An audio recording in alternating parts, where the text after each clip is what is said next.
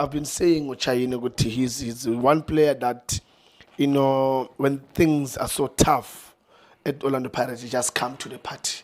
He just come and say, guys, I'll take you out of that hole and put you up there. And he always does that. If you can remember, even in the first leg, there's some saves that he did that I think Sundowns, if they scored those chances, it was like done.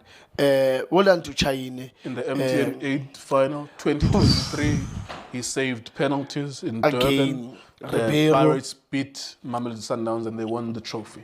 The Chaine and Williams, it's good, but I'm sure that where Coach Hugo Bruce has got the stress to say, who must I start now? Because Chaine has beaten Oronwens twice in penalties. So now, how do you decide now to say who's the number one now? Because this one has shown, it happens the last time, and then now it happens again to say, look, I've got two. Not that it hit the post or he missed. No. I've got them.